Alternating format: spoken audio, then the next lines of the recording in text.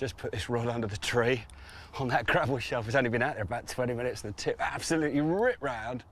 No idea how big it is, but it's a fish. And I managed to keep it off that weed bed just in front of me, so fingers crossed. It's quite weedy just down here in the margins, so just try and keep it moving. Landing that down. It was on a tiny, tiny little hook bait. And a 3-ounce inline pair fish with a lead drop-off style, a little short hook link. And on that really clear gravel, just literally a rod length and a half down this margin, so real close range stuff. I didn't see the bite, I was sitting back on my hands trying to be patient. I see a few bubbles coming up and bits of stuff, so I thought there's definitely fish about. It's fantastic, this crystal clear blue pool water is absolutely brilliant.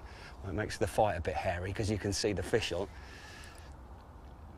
Just try and keep it up out of this weed. Whoa. The margins of the blue pool are a little bit snaggy. There's a few old branches and stuff, and there's zebra mussels in this water as well, so quite interesting little characters, but they're really sharp, and what we don't want is the fish kiting off down the margin and cutting us off on the zebras. Just keep the pressure on, and he's coming up. Got no idea what it is at all at this stage. A little ping there as the line come off the back of his dorsal. Come on, he's giving up a good account of himself. Just see a little flash of yellow there. Okay, powerful fish. So I've seen it now, it's a mirror, and it's really kicking hard.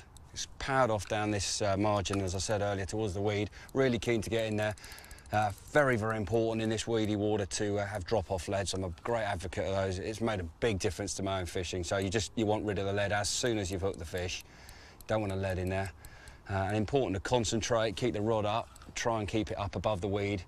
You'd be surprised how much power you can put on a fish, keep it up above the weed.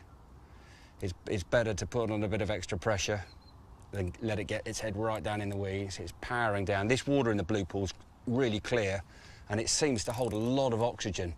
And at this time of the day with the sun out, it's been bright, the plants have been photosynthesising away, producing loads and loads of oxygen, and so the water's well concentrated with oxygen, be lots in there. It's probably super saturated with oxygen at this time of the day, and that means the fish can get a lot of energy. There he goes again. Nice mirror.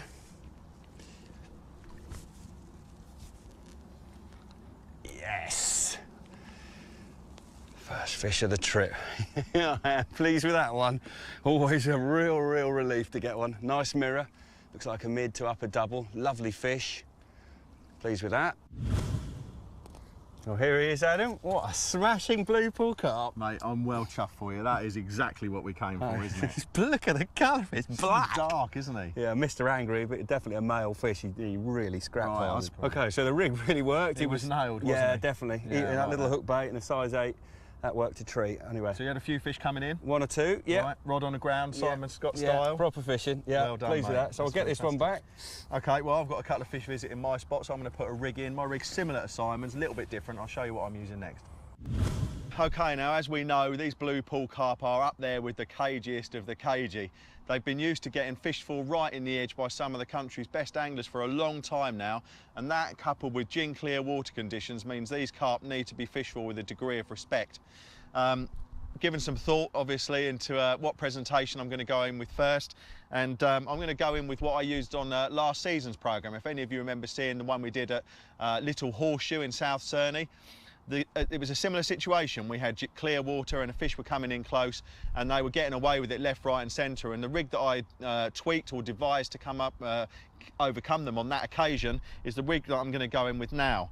It's very simple, and we'll start at the bait end and I'll take you through what does what. The hook bait itself is a cut down piece of pop-up boilie, just enough so that it hovers above the hook. You want the hook to sit flat on the bottom with the bait just hovering above it.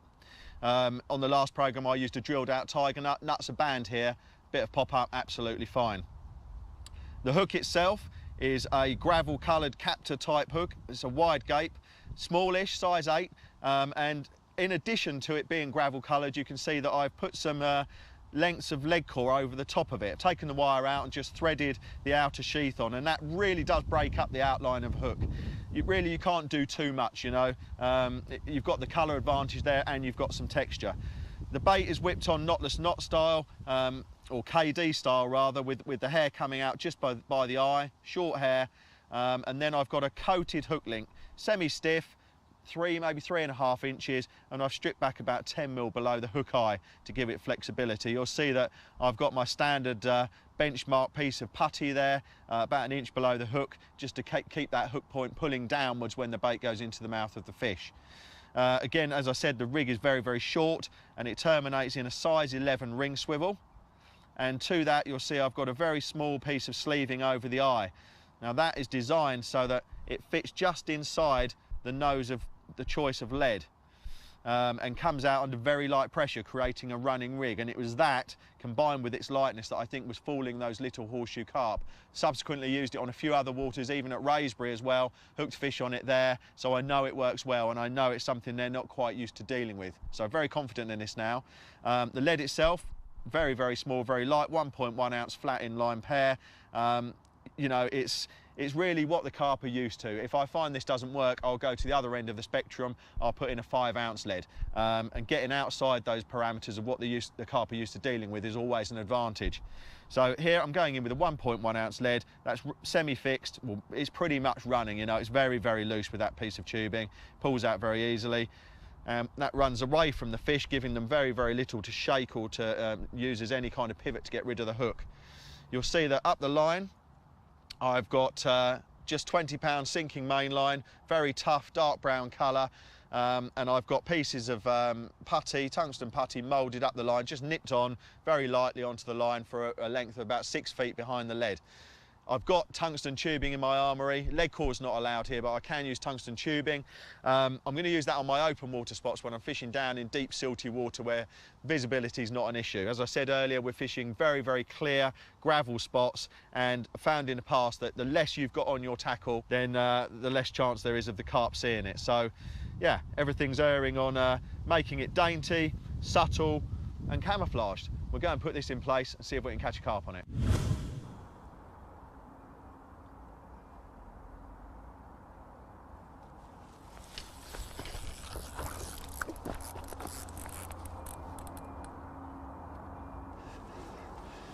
Exciting stuff. That was so tense. I was just sat here and I was watching 3 or 4 fish coming in really regular. One of them was an absolute beast. It got to have been upper 20s, low 30s. It was a lovely fish, really clean fish. It was coming in and it come across the patch of bait a couple of times and it went right on the line. And I thought that's got to be very close. And then it come back round again with 2 or 3 others, and this little chap come in. It's not tiny, but a smaller fish came in, charged in like a little precocious teenager, went, "Oh, I'm having all of this!" And he dived on the bait, and I see it pick it up, shake his head, and away it went. He's certainly giving a good account of himself. But it's nice to see one of the real good ones in the edge as well. Very exciting. Certainly got my heart going. So that's the same sort of setup. We used a drop-off lead, 3.5 ounce flattened pair dropping off. And we've got a size 8 wide gape hook on there and some soft hook link. Just going so well. These blue pool fish fight so hard. They're just so full of spirit. So much. This water's such good quality, and they're just full of beans. They really, really go and go and go. They do not give up. It's great, great fun to catch them in the edge like this and really feel them at their full power. Oh, so nice. It's fantastic to come back here, having not fished it for 6, 7 years, to come back and to have a go at stalking it and have a couple of bites in a day. Just brilliant fun. I mean, what a fishery.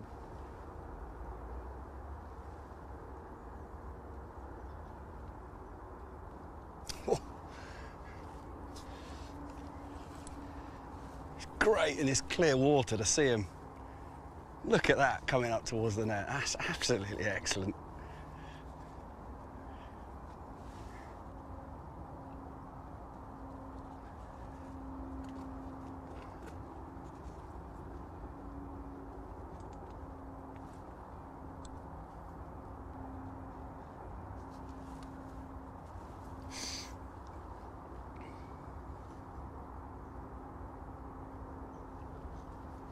It's time to tie now.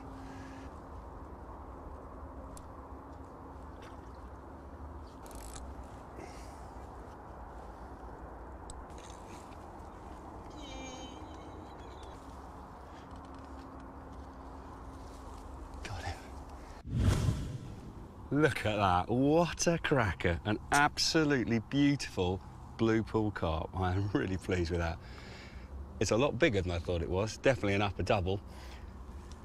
A beautiful fish in great condition. Very pleased with that. I think it's time to get this one back in the water and go and see how Adam's getting on. Well, there's a couple of lovely mirror carp that Simon's caught. He really excels at this style of fishing, so I'm confident he's going to catch a few more, and with big fish about, there could be a whacker on the cards. I've been checking my spots going round, and I've come into this one and it's been absolutely turned over. There's a bit of a cloud, but the fish are gone. And that really reminded me of what the blue pool has always been like. The fish can come in big groups, they can eat a bit of bait very, very quickly, and then they're gone. And sometimes they won't come back unless there's more bait. So what I'm going to do, I'm going to change my tactics very slightly. And on the couple of spots that I'm looking at, I'm going to put a rig in position first, and a bit of bait over the top, and then we'll see if we get a bite. If we don't get anything within an hour, I'll move and do the same again. That's the plan.